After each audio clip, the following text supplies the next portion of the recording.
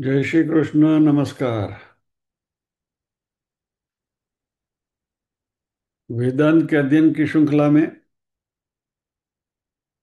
आद्य श्री शंकराचार्य जी विरचित विवेक चूड़ामणि के आज के सत्र में सभी का सभी सहाध्यायियों का स्वागत एवं अभिवादन ओंकार के नाद के साथ प्रार्थना करेंगे।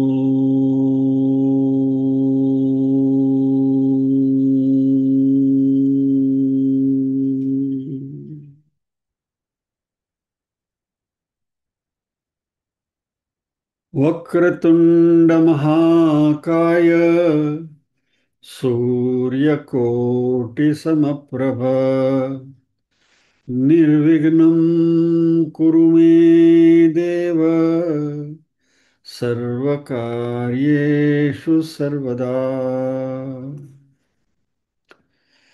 या कुन्देन्दु तुषारहारधवला या शुभ्रवस्त्रावृता या वीणावरदण्डमण्डितकरा या श्वेतपद्मासना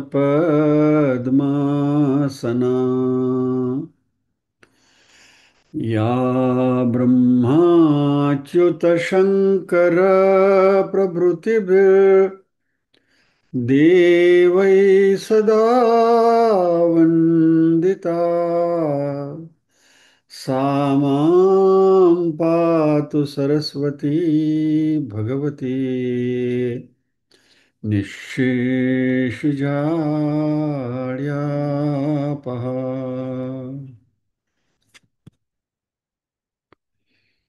वसुदेवसुतं देवं कंसचाणूरमर्दनम् देवकी परमानन्दं कृष्णं वन्दे जगद्गुरुम्।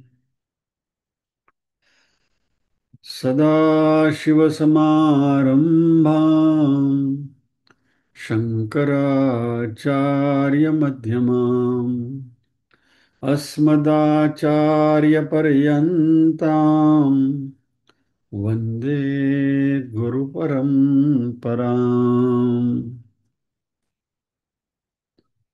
ॐ सहना भवतु सहनौ भुनक्तु सह वीर्यं करवावहै तेजस्विनावधीतमस्तु मा विद्विषावहै। ॐ शान्ति शान्ति शान्तिः।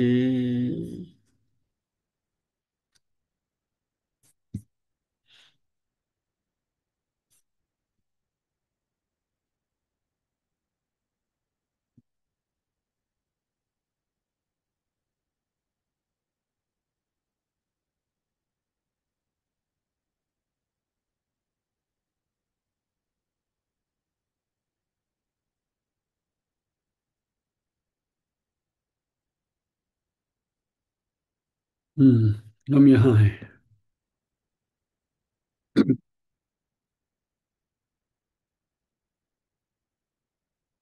माया का वर्णन, माया निरूपण।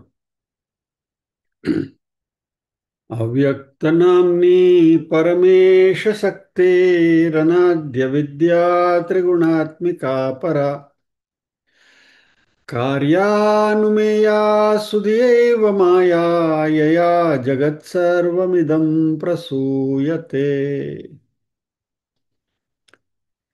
जो अव्यक्त नाम वाली त्रिगुणात्मिका अनादि अविद्या परमेश्वर की पराशक्ति है, वही माया है जिससे यह सारा जगत उत्पन्न हुआ है। बुद्धिमान जन इसके कार्य से ही इसका अनुमान करते हैं।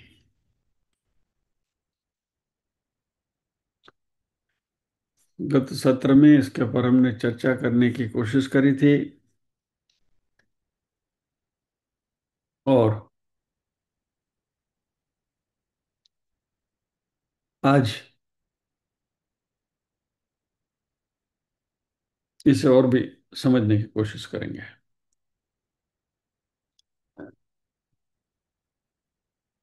सूक्ष्म शरीर की बात पूरी हो गई, कारण शरीर की बात यहां शुरू कर रहे हैं शंकराचार्य जी। कारण शरीर यानी हमारे शरीर का सबसे अंदर का हिस्सा है, यानी कि inner most layer of our body. तीन लेयर्स जो हैं, स्थूल, सूक्ष्म और कारण।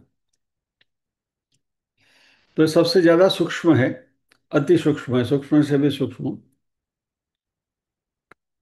और इसलिए इस कारण शरीर को समझने के लिए हमें बहुत ध्यान से इसका अध्ययन करना पड़ेगा। कई अध्ययनकर्ताओं का अनुभव है, कहीं कहीं उन्होंने कहा भी है कि कारण शरीर को समझने के लिए वर्षों का अध्ययन कभी कभी लग जाता है, और फिर भी इसके बारे में स्पष्टता नहीं मिलती, क्लैरिटी नहीं आती। और हम ये उपक्रम लेकर बैठे हैं, कांजी और शंकराचार्य जी को वंदन करते हुए। क्योंकि ये कारण शरीर जो है ना, बहुत गूढ़ भी है और बहुत बहुत सूक्ष्म है। क्योंकि हमारा शरीर का सबसे अंदर का हिस्सा है, और यह कारण शरीर जो है, ये मोक्ष मिलने तक हमारे साथ रहता है। इस जन्म में जब ये मृत्यु आती है, तो जैसे हमें पता है कि स्थूल शरीर ही खत्म हो जाता है, और जब ये प्रलय होता है तो सूक्ष्म शरीर भी उसका विलय हो जाता है। लेकिन प्रलय के बाद वापस नए नई सिरे से सर्जन होता है, वापस प्रलय होता है, जो ब्रह्मा जी के दिन रात की हमने बात करी थी 8वें अध्याय में। तो वो चक्र निरंतर चलता रहता है, और इस सर्जन और इस प्रलय के दरमियान ये कारण शरीर सदैव रहता है। और यह कारण शरीर ही है जो हमारे कर्मों का हिसाब किताब रखता है। जो हम संचित प्रारब्ध वगैरह जो कहते हैं ना, तो सारे संचित कर्म की पोटली इस कारण शरीर में इट्स है, एक तिजोरी। और यह कारण शरीर जब भी आत्मज्ञान हो जाता है, पूर्ण आत्मज्ञान हो जाता है, तब, जिसको मोक्ष की स्थिति कहते हैं, इस समय इस कारण शरीर का भी विलय हो जाता है। और इस परिप्रेक्ष्य में देखें तो कारण शरीर की, मैं आयु शब्द का प्रयोग नहीं करूंगा, अवधि, ड्यूरेशन सबसे ज्यादा है, लॉन्गेस्ट। स्थूल की कम है, सूक्ष्म की और ज्यादा है, प्रलय तक की। और कारण शरीर चलता ही रहता है। हम इसको समझने की कोशिश करेंगे, और थोड़ा ध्यान देते हुए, कंसंट्रेशन के साथ।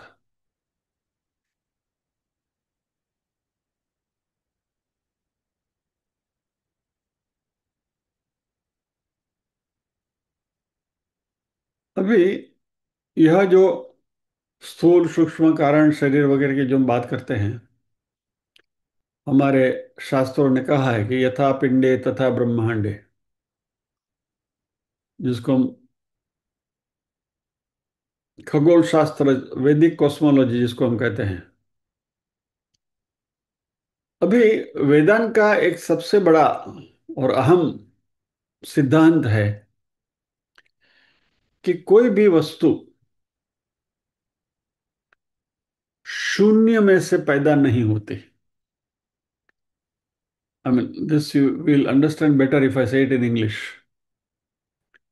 A product can never come out of nothing.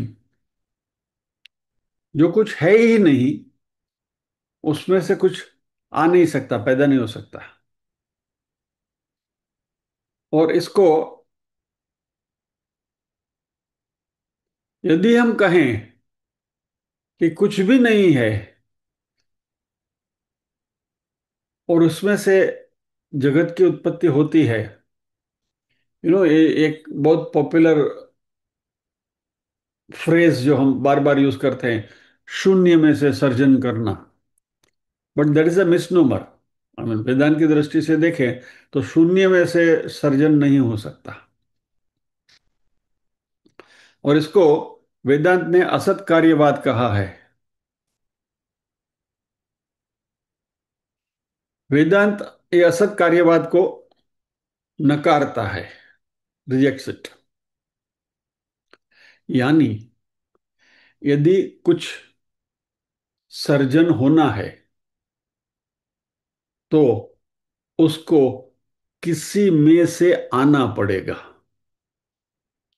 यानी किसी भी सर्जन के लिए बीज होना जरूरी है, कारण होना जरूरी है। और यह बीज और यह कारण पोटेंशियल फॉर्म में रहता है। अभी पोटेंशियल क्या है हमें पता है, बराबर है, सुषुप्त।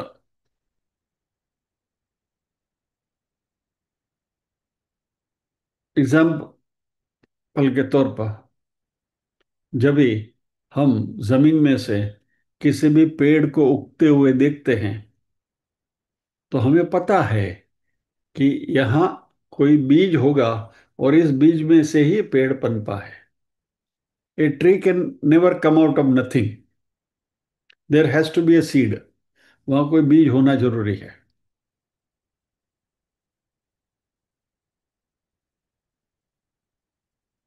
तो यह वेदांत का मूलभूत सिद्धांत है कि किसी भी चीज को प्रकट होने के लिए, सर्जन होने के लिए, टू अपीयर, उसके लिए कोई कारण होना चाहिए। और इसी सिद्धांत को यदि हम वैश्विक लेवल पर ले जाएं, ऑन द कॉस्मिक लेवल, और विज्ञान भी इसी बात की पुष्टि करता है। विज्ञान भी बिग बैंग की बात करता है। यानी बिग बैंग में भी वो क्या कहता है कि कुछ एक चीज थी, there was some singularity, there was one unique thing. ये क्या था विज्ञान अभी तक डिफाइन नहीं कर पाया है, लेकिन विज्ञान कहता है कुछ एक चीज थी जिसमें से पूरा भड़ाका हुआ और ये पूरा विश्व प्रकट हुआ। तो बिग बैंग में भी विज्ञान इस कारण का या तो इस बीज का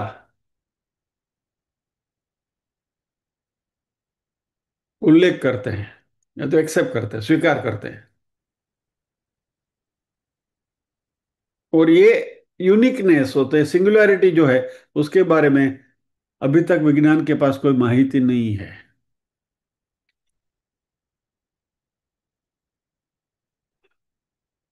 तो ये पूरा विश्व, ये पूरी गैलेक्सीज, आकाशगंगा वगैरह, जो पूरा विश्व हमारे सामने दिख रहा है, ब्रह्मांड जो दिख रहा है, उसके पीछे कुछ कारण है। और तैत्तरीय उपनिषद का एक बहुत प्रचलित श्लोक है, तस्माद् वा तस्माद् आत्मना आकाश संभूत आकाशात वायु वायोरग्नि अग्निराप आप पृथ्वी पृथ्वी औषधय औषध औषधिभ्यो अन्नम अन्नात् पुरुष। ये पूरी सीक्वेंस है, इसके बारे में हमने चर्चा कर ली है। पंचमहाभूत, पंचमहाभूत से फिर पृथ्वी, पृथ्वी में से औषधि, औषधि में से अन्न और अन्न में से पुरुष। कहने का तात्पर्य यह है कि बीज सुषुप्ति अवस्था में होना जरूरी है। There must be a seed in potential form. और इस पूरे ब्रह्मांड का, इस पूरे ब्रह्मांड का जो बीज है उसको यहां अव्यक्तम कहा गया है, जो व्यक्त नहीं हुआ है। समथिंग विच इज अनमेनिफेस्ट, जो दिखता नहीं है। तो इस ब्रह्मांड के प्रकट होने से पहले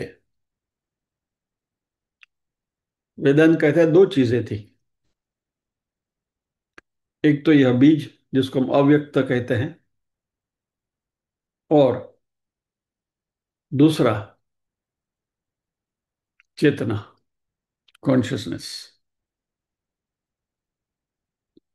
विज्ञान चेतना का स्वीकार नहीं करता है, जैसे हमने गत सत्र में उसका अध्ययन किया था। विज्ञान के लिए चेतना का विषय कुछ अलग तरीके से वो देखते हैं। हम कहते हैं कि चेतना ही प्रिंसिपल मेन थिंग है जिसके ऊपर पूरा विश्व है। और विज्ञान कहता है कि विश्व के प्रलय के साथ चेतना भी चली जाती है और वापस आती है वगैरह। Let us not get into that. ये जो चैतन्य को जिस रूप में हम जानते हैं वेदांत में, या तो मानते हैं, उसके बारे में विज्ञान के पास कुछ माहिती नहीं है। विज्ञान अनभिज्ञ है।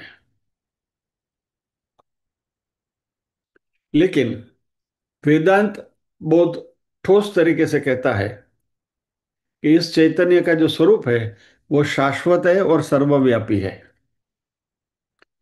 चैतन्य जो है वो शाश्वत है और सर्वव्यापी है। चैतन्य इज इटर्नल। चैतन्य का कभी अंत नहीं होता, चैतन्य कभी खत्म नहीं होता। और ये चैतन्य पूरे ब्रह्मांड में व्याप्त है, सर्वव्यापी है। तो इसको खास ध्यान में रखें, चैतन्य के characteristics. It is eternal and it is all pervading, शाश्वत और सर्वव्यापी।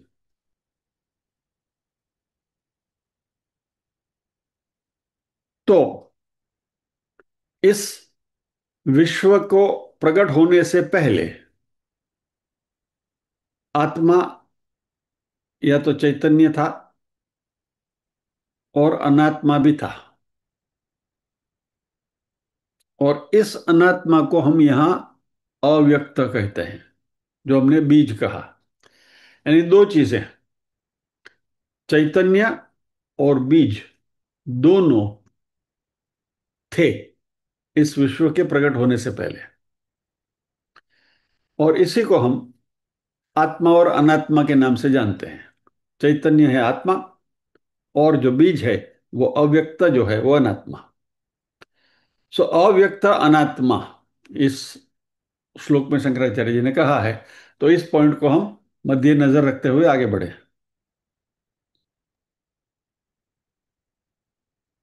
और ये बात बार बार एम्फेसिस की जा रही है कि इस अव्यक्त अनात्मा में सब कुछ बीज रूप में समाया हुआ है। यानी बाद में जो भी दिखने वाला है, जो भी प्रकट होने वाला है, जो भी सृजन जिसको हम कहते हैं, जो मैनिफेस्ट होने वाला है, वो सब पोटेंशियल फॉर्म में या तो सुषुप्त अवस्था में इस बीज में रहना जरूरी है। तो लघु स्वरूप में यानी पिंडे, और विशाल स्वरूप में यानी ब्रह्मांडे। पिंड इज माइक्रो लेवल, ब्रह्मांड is macro level. MICRO and MACRO. सो पिंड इज माइक्रो, ब्रह्मांड इज मैक्रो, लघु और विशाल।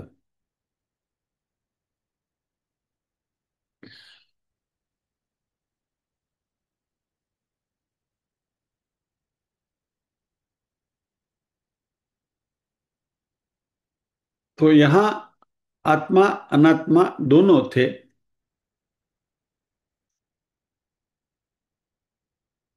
तो जो मैक्रो यूनिवर्स जो है, विशाल जो है, ब्रह्मांड जो है, उसमें ये पूरा ब्रह्मांड जो हमें दिखता है, वो आकाशगंगा, उसमें सूर्य, उसमें फिर हमारी सूर्यमाला वगैरह वगैरह, वैसे गैलेक्सीज में बहुत सारी गैलेक्सीज है, और गैलेक्सीज में बहुत सारी सूर्यमालाएं हैं, और इट इट इज वास्ट, बराबर।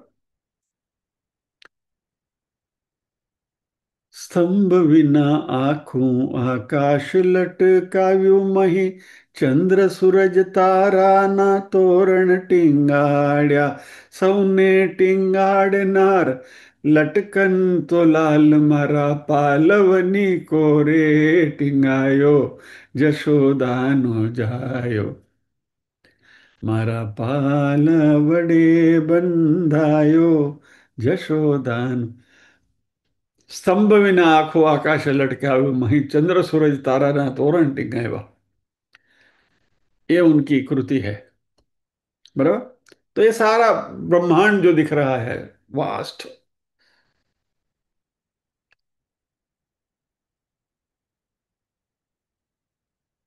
ये सब प्रकट होने से पहले बीज के रूप में, कारण के रूप में विद्यमान थे, और इसी में से ही हमें, हमारे जो सब प्राणी हैं, उनके सूक्ष्म शरीर प्रकट हुए।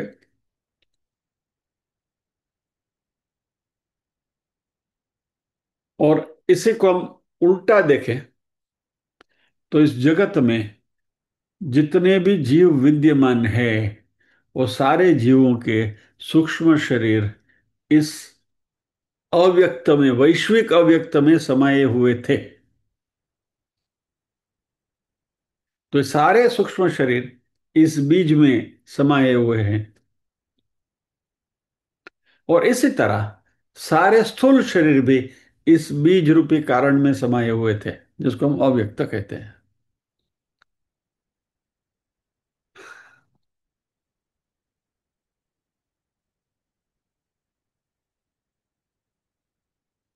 तो ये अव्यक्त जो है ना,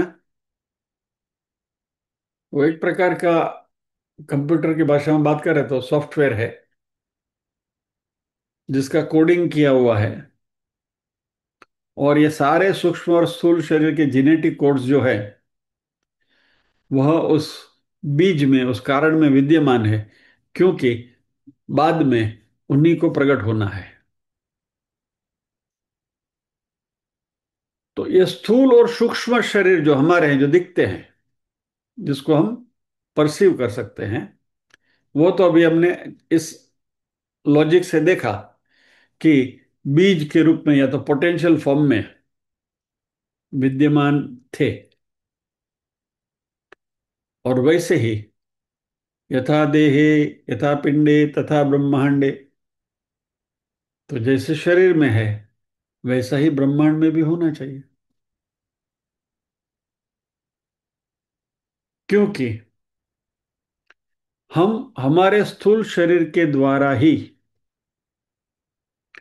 इस ब्रह्मांड, स्थूल ब्रह्मांड का अनुभव कर सकते हैं। बराबर? इस स्थूल शरीर के साथ ही इस स्थूल पृथ्वी के ऊपर आवागमन कर सकते हैं। या तो एस्ट्रोनॉट्स की बात करें, तो वो अपना ये स्थूल शरीर लेकर ही चंद्रों पर जाते हैं, वहां भी वो स्थूल ठोस चंद्र की धरती है। भविष्य में मान लीजिए कि मंगल के ऊपर गए, गुरु के ऊपर गए, कहीं भी गए, वेर एवर दे गो, इन दे स्थूल शरीर लेकर जाते हैं, तो वहां वो ठोस स्थूलता का अनुभव करेंगे। तो अभी सुनिए, यथा पिंडे तथा ब्रह्मांडे, इस बात को बराबर मन में रखते हुए आगे बढ़े। तो जैसे हमारा स्थूल शरीर है, वैसे इस ब्रह्मांड का भी स्थूल शरीर है। The way we have got this body, similarly this entire cosmos also has a body, हमारे जैसे। अभी इसके लिए आपको रेफरेंस चाहिए तो पुरुष सूक्तम का दे सकते हैं, इसमें पूरा डिस्क्रिप्शन है। But let's not get into that. पुरुष सूक्त में इसकी पूरी बात आई है। तो ये जो है वो विश्व का स्थूल शरीर की वहां बात हुई है। और देहे स्थूल शरीरम, ब्रह्मांडे स्थूल प्रपंच। यानी प्रपंच शब्द जो है वो ब्रह्मांड के लिए प्रयोग किया गया है, और शरीर शब्द जो है वो देह के लिए प्रयोग किया गया है। तो स्थूल शरीरम, स्थूल प्रपंचम, बराबर। तो प्रपंच शब्द की व्याख्या, जिसके बारे में क्लैरिटी हमको चाहिए थी, गत सत्र में हमारे साथी चंद्रिका भाई ने पूछा था। तो ये प्रपंच का ये डेफिनेशन है। तो जैसे स्थूल शरीर के लिए स्थूल प्रपंच है, तो सूक्ष्म शरीर के लिए सूक्ष्म प्रपंच है। यथा देह तथा ब्रह्मांड, यथा पिंडे तथा ब्रह्मांड। चलो इसको, ये सूक्ष्म प्रपंच क्या है उसको थोड़ा समझे।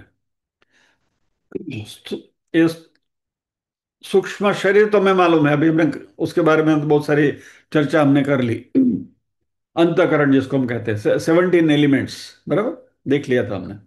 और उसमें खास करके अंतःकरण को ज्यादा हमने एम्फेसिस किया था। मन बुद्धि चित्त अहंकार, ये सूक्ष्म शरीर है। तो अभी हमारे लिए देह में सूक्ष्म शरीर, ये 17 एलिमेंट्स या तो है, अंतःकरण मन बुद्धि चित्त अहंकार है। तो ब्रह्मांड में क्या है? जो करस्पॉन्डिंग टू स्थूल सूक्ष्म शरीर, ब्रह्मांड में भी सूक्ष्म प्रपंच होना चाहिए। तो इसको थोड़ा समझे। मान लीजिए कि आप एक लाइब्रेरी में गए। उस लाइब्रेरी में बहुत सारे रैक्स हैं, और उसमें बहुत सारी किताबें रखी हुई हैं। अब ये सारी किताबें जो हैं वहां स्थूल रूप से पड़ी हुई है, बराबर। लेकिन प्रत्येक किताब के अंदर छपे हुए शब्द हैं, वाक्य हैं, इसके अंदर आइडियाज है, उसमें कंसेप्ट्स हैं जो हमें दिखते नहीं हैं। लेकिन प्रत्येक किताब के अंदर कुछ ना कुछ है। हमें दिखता क्या है? सिर्फ किताब दिखती है रैक के ऊपर। लेकिन उसके अंदर जो मटेरियल पड़ा है, जो छपा हुआ, वो सूक्ष्म है, वो हमें नहीं दिखता है। तो बहुत सारी डेटा इन किताबों में, माहिती, इंफॉर्मेशन, जो भी शब्द आप प्रयोग करना चाहो, इन किताबों में भरी पड़ी है, जो हमें दिखती नहीं है unless you take out the book and start reading it. लेकिन किताब वहां पड़ी है, दिखती है।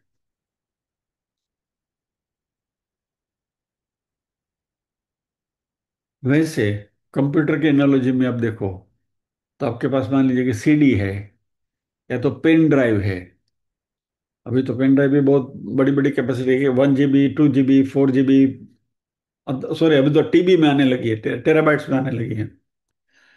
तो 1 TB की आपके पास पेन ड्राइव है, तो इसमें कितनी इंफॉर्मेशन भरी पड़ी है।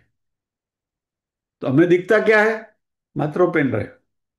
लेकिन इसके अंदर जो इंफॉर्मेशन डेटा भरी पड़ी है वो हमें दिखती नहीं है। सब इनविजिबल है, अदृश्य फॉर्म में है। इसी तरह इस पूरे ब्रह्मांड की जो डेटा है वो भी कहीं स्टोर की हुई है, कि जो दिखती नहीं है। और इस ब्रह्मांड की जो पूरी माहिती, इंफॉर्मेशन, जो कोडिंग जो है पूरा ब्रह्मांड का, complete data of this entire Cosmos, वह सूक्ष्म प्रपंच है। सो स्थूल शरीर, स्थूल प्रपंच, सूक्ष्म शरीर, सूक्ष्म प्रपंच, बराबर। Are we good? So far so good. आई बात समझ में? हो गई क्लैरिटी? बहुत धीरे धीरे हम आगे चल रहे हैं, स्टेप बाय स्टेप, एक एक चरण ध्यान से रखते हुए। तो हमारे पास स्थूल प्रपंच और सूक्ष्म प्रपंच शब्द भी आए। तो अभी क्या आए? 4 पैरामीटर्स आए हमारे पास। देह में स्थूल शरीर, स्थूल प्रपंच। ब्रह्मांड में स्थूल प्रपंच, सॉरी, देह में स्थूल शरीर, सूक्ष्म शरीर। ब्रह्मांड में स्थूल प्रपंच, सूक्ष्म प्रपंच। बराबर। माइक्रो मैक्रो, ये चार चीजें आई।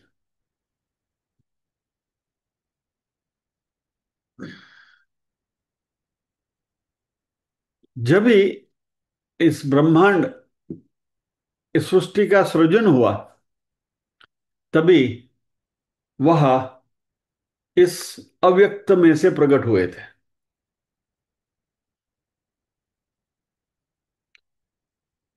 बराबर। अव्यक्त में से व्यक्त हुए, यानी स्थूल शरीर, सूक्ष्म शरीर, स्थूल प्रपंच, सूक्ष्म प्रपंच अव्यक्त में से प्रकट हुए। और हमने पहला प्रिंसिपल वेदन का क्या देखा? कोई भी चीज शून्य में से नहीं आ सकती, it can not originate from nothing. तो उसके करस्पॉन्डिंग कुछ कॉज तो होना चाहिए, उसका करस्पॉन्डिंग कोई कारण तो होना चाहिए। किसमें से प्रकट हुआ? तो स्थूल शरीर और सूक्ष्म शरीर कारण शरीर से प्रकट हुए, और स्थूल प्रपंच और सूक्ष्म प्रपंच कारण प्रपंच से प्रकट हुए। बराबर। तो देह में स्थूल शरीर, सूक्ष्म शरीर, कारण शरीर। ब्रह्मांड में स्थूल प्रपंच, सूक्ष्म प्रपंच, कारण प्रपंच। ये सब साथ में मिलाकर जो बनता है, दैट इज अव्यक्त, समथिंग विच इज इनविजिबल, जो दिखता नहीं, अव्यक्त। इट इज अनमेनिफेस्ट, जो दिखता नहीं है, प्रकट नहीं हुआ है, अप्रकट।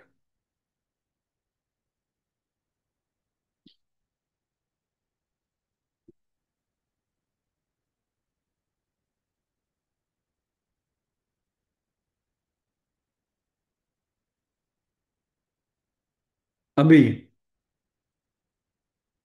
ये जो दो कारण शरीर हैं,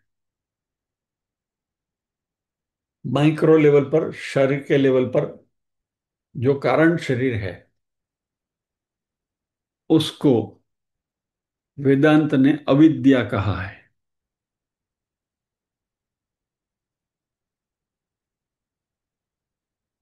और ये जो कारण प्रपंच है, जो माइक्रो लेवल, मैक्रो लेवल पर है, सॉरी, वो अव्यक्त में जो कारण प्रपंच, अभी अव्यक्त में दोनों चीजें हैं, जैसे मैंने आपको बताया। अव्यक्त में कारण शरीर भी है, कारण प्रपंच भी है, सब साथ में मिलकर अव्यक्त बना हुआ है। तो हमारे शरीर के लेवल पर ये जो कारण शरीर है, उसका वैदांतिक नाम है अविद्या, इग्नोरेंस। और मैक्रो लेवल पर, वैश्विक लेवल पर, ब्रह्मांड के लेवल के ऊपर अव्यक्त में से, अव्यक्त के रूप में जो कारण प्रपंच जो पड़ा है, उस कारण प्रपंच का नाम है माया। तो अविद्या कारण शरीर, माया कारण प्रपंच।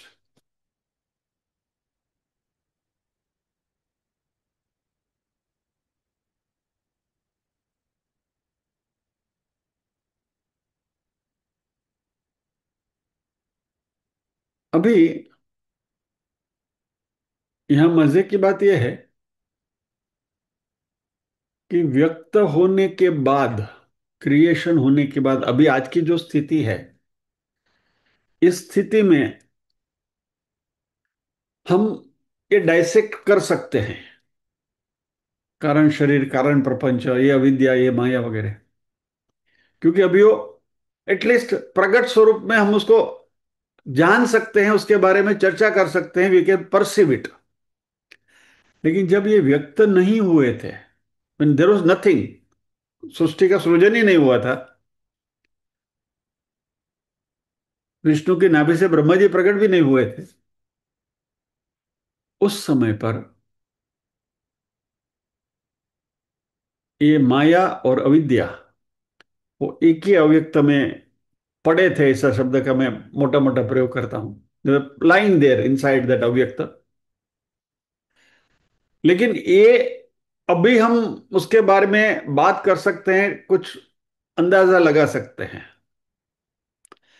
लेकिन जब ये अव्यक्त के रूप में जब ये पड़े थे, तभी इनके बीच में डिफरेंशिएशन करना, उसके बीच में तफावत देखना असंभव था।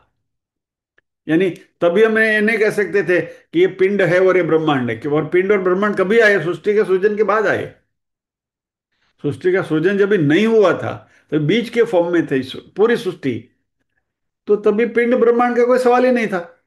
तो ये अविद्या और माया भी अभी हम क्लैरिटी के साथ उसकी बात कर सकते हैं, लेकिन at that time it was not there. Therefore अव्यक्त के लेवल पर ये डिफरेंशिएशन करना मुश्किल है। व्यक्त के लेवल पर हम सूक्ष्म शरीर, सूक्ष्म प्रपंच, स्थूल शरीर, स्थूल प्रपंच की बात आराम से, आसानी से कर सकते हैं। लेकिन कारण शरीर और कारण प्रपंच की इतनी क्लैरिटी के साथ हम बात नहीं कर सकते, क्योंकि ये सृष्टि के सृजन के पूर्व की घटना है। और इसका एक बहुत सुंदर उदाहरण छांदोग्य उपनिषद में गुरु शिष्य के संवाद के रूप में आया है। Will not get into the श्लोक पार्ट ऑफ इट, खाली आपको उसका संदर्भ दे देता हूं। गुरु ने एक शिष्य से कहा कि जाओ, बरगद के पेड़ का जो फल है ना, जिसको टेटा कहते हैं, वडना टेटा, ये वडना टेटो ले आओ। बरगद के पेड़ का जो फल जो होता है उसको लेकर आओ, टेटा को लेकर आओ। शिष्य लेकर है, बोले लीजिए गुरु जी। बोले इसको काटो। काटा। अभी अंदर क्या है देखो। तो बोले उसमें छोटे छोटे कुछ बीज के जैसे दिखाई दे रहा है। तो गुरु ने कहा कि उसमें से एक छोटा सा, जो जिसने बरगद का ये जो टेटा काट के देखा है उनको पता होगा, उसको खा भी सकते हैं, हाँ? मैंने खाए हैं, and they are very tasty. लेकिन उसको आप काटेंगे तो उसमें से छोटे छोटे छोटे छोटे बहुत सारे बीज उसके अंदर रहते हैं, बराबर। तो शिष्य को गुरु ने बोला कि इसको काटो। शिष्य ने काटा, बोले इसमें क्या है? तो छोटे छोटे बीज है। बोले ठीक है, उसमें से एक बीज उठा लो, टेक वन पीस। बहुत छोटा है, हाँ छोटा है, इसको काटो। अंदर क्या दिखता है? शिष्य बोलता है कुछ नहीं।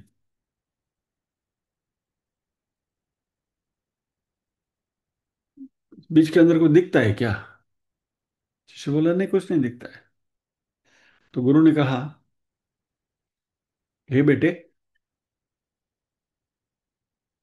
ये शिष्य, इस छोटे से बीज के अंदर पूरा बरगद का पेड़ समाया हुआ है, अदृश्य फॉर्म में, अव्यक्त फॉर्म में, पोटेंशियल फॉर्म में, जिसको हम कहते हैं। और ये बरगद का पेड़ तुम सामने देख रहे हो, कितना बड़ा उसका ट्रंक है, थड़ है उसका, कितनी डालियां हैं, उसमें से डाली में से नीचे डाली आई, और बरगद का पेड़ यू नो कितना विशाल होता है। बोला ये इस छोटे से बीज में ये पूरा बरगद का पेड़ समाया हुआ है।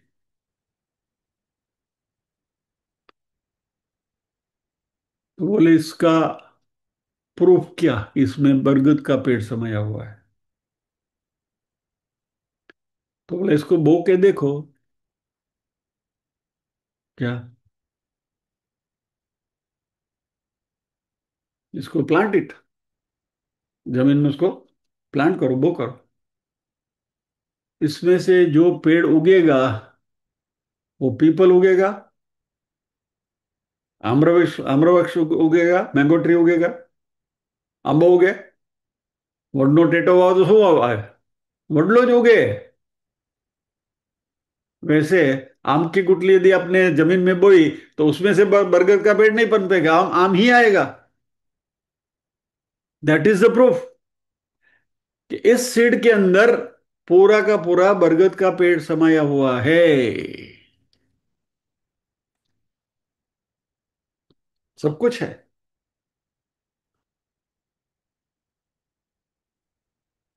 लेकिन वो बरगद का पेड़ अंदर दिखता नहीं है। लेकिन उसको बोने से बरगद का पेड़ ही उगता है। हम थोड़ी अपनी प्रमाण की थियरी में जाएं तो प्रत्यक्ष प्रमाणम नहीं है कि उसमें दिखता नहीं है बरगद का पेड़। प्रत्यक्ष प्रमाण दिखना चाहिए, विजिबल। लेकिन क्योंकि उसको उगाने से पूरा बरगद का पेड़ ही उगेगा, ये हमने अनुमान लगाया। और क्योंकि इसमें से बरगद का पेड़ उगा है, इसलिए जो हमने बोया था वो बरगद का ही बीज होगा। ये अनुमान प्रणाम प्रमाण, या तो अर्थापत्ति प्रमाण,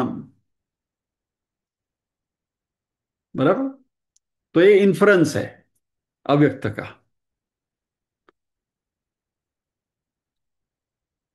शास्त्र भी यही बात करते हैं। तो इसलिए हमारे पास दो प्रमाण आए, एक अनुमान प्रमाण और एक शास्त्र प्रमाण।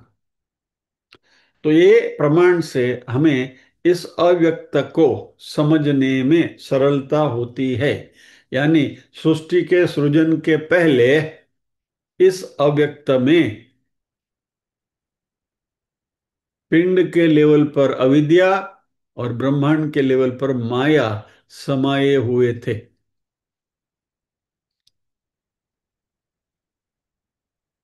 तो माया में से सूक्ष्म और स्थूल प्रपंच बने, अविद्या से सूक्ष्म और स्थूल शरीर बने।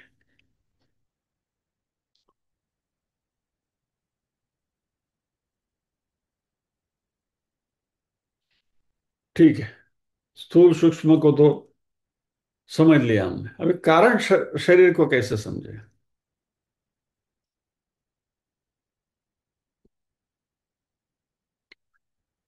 शास्त्र ने इसके बारे में भी हमें समझदारी दी है, उदाहरण दिया है। इस कारण शरीर को हम कैसे समझे? कोई कंप्यूटर का सिमुलेशन है क्या कि जिसको हम कंप्यूटर के ऊपर डुम डुम करके देख सकते हैं? बोला नहीं, शास्त्र बोलते बहुत सिंपल है, एकदम सरल है। सो जाओ, यहां मत सोना, गो टू स्लीप। जब भी आप सुषुप्ति अवस्था में सो रहे हैं, मांडू के उपनिषद में आ जाओ, बराबर, जागृत स्वप्न और सुषुप्ति, बराबर। गहरी निद्रा में जब आप सोए हैं, जब ये स्वप्न भी नहीं है, you are in deep sleep, आपको इस स्थूल शरीर की कोई अनुभूति नहीं है फिर भी अनुभूति नहीं है। वैसे अंतकरण भी डीप स्लीप है, स्वप्न नहीं। अंतकरण डीप स्लीप में वो भी सो गया है। तो हमारी कोई भी इंद्रियां, ज्ञानेंद्रियां जागृत नहीं है, सचेत नहीं है। तभी हमें क्या अनुभूति होती है? शून्य अवकाश, टोटल ब्लैंकनेस, बराबर। मन में कोई विचार भी नहीं है, शरीर का भी कोई सानबान नहीं है, पड़े हैं बिस्तर पे, मन भी सो गया है, कुछ नहीं, everything is totally asleep. And eight that time what you experience, हमें जो अनुभूति होती है वो क्या होता है? शून्यावकाश, टोटल ब्लैंकनेस, पूरे ब्लैंक हो गए।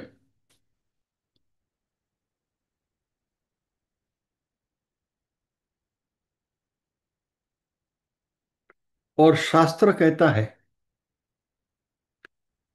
कि यह, शब्दों के ऊपर ध्यान दीजिए, हाँ,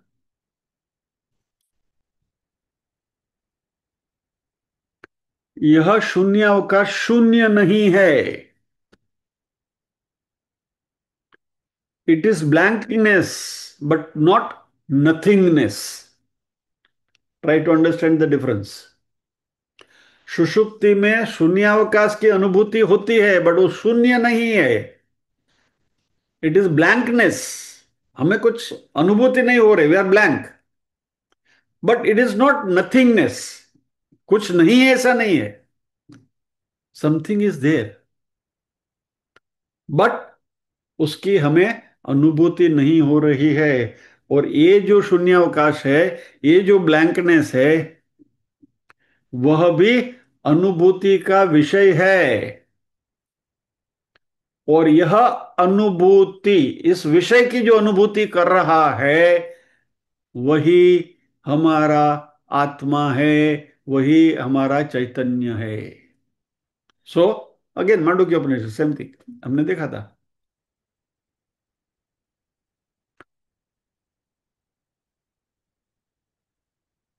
तो यह ब्लैंकनेस, सुषुप्ति का ये शून्यावकाश जो हमारा चैतन्य उजागर करता है, या तो उसको उसके अनुभूति हमें कराता है, वह that blankness, not that Chaitanya, that blankness इस कारण शरीर।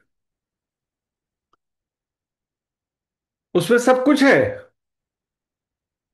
क्योंकि जैसे ही हम जागेंगे, सारा विश्व हमारे सामने है। सो सुषुप्ति में दैट ब्लैंकनेस इज द कारण, बीज। Moment you wake up, everything is there in front of you. और मान लीजिए कि सुषुप्ति में से आप जागृति में नहीं आए, स्वप्न में चले गए, तो पूरा स्वप्न का विश्व खुल जाता है। तो दैट स्टेट इज कारण शरीर। और ये कारण शरीर मात्र इस जन्म में हमारे साथ नहीं है, जन्म जन्मांतर हमारे साथ प्रलय के बाद भी चलता है। जब तक मुक्ति नहीं मिलती, तब तक वो कारण शरीर विद्यमान रहता है। It carries the entire data of our cells. और इसी को हम अहंकार कहते हैं।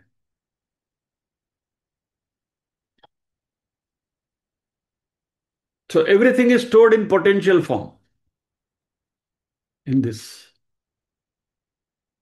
दिखता नहीं है, अव्यक्त है। इसलिए इस श्लोक की शुरुआत में शंकराचार्य जी कहते हैं अव्यक्त नामनी।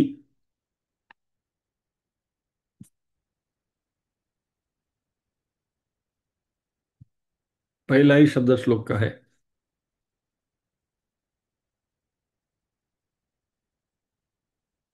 अव्यक्त नामनी परमेश शक्ति। तो आज हमने जो पूरा डिस्कशन किया, अध्ययन किया, वो एक अव्यक्त नामनी शब्द को समझने के लिए, कारण शरीर का पहला पड़ाव, अव्यक्त नामनी।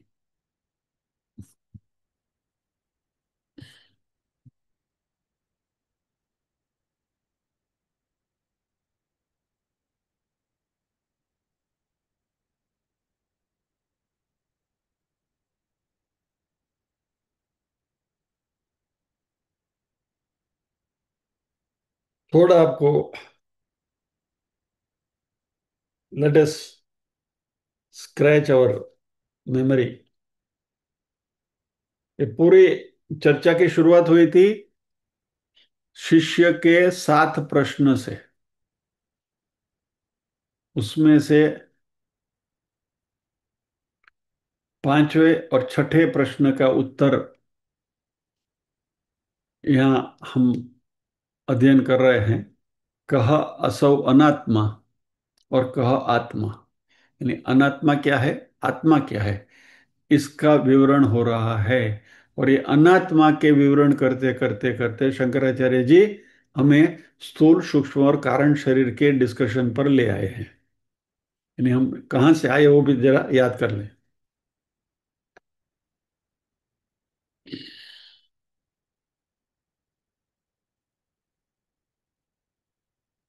तो शरीर अनात्मा है, ये पूरा ब्रह्मांड अनात्मा है।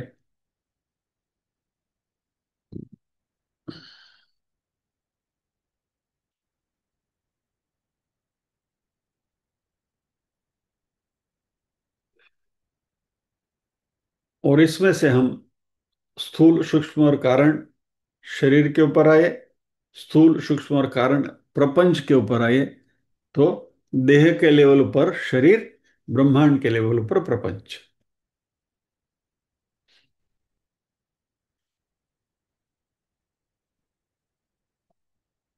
आई थिंक आज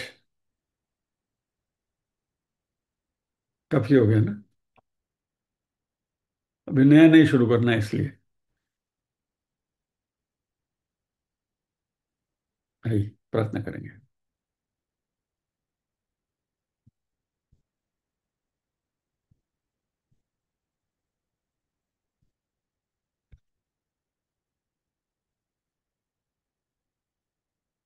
ओम असतो मा सद्गमय, तमसो मा ज्योतिर्गमय, मृत्योर्मा अमृतंगमय।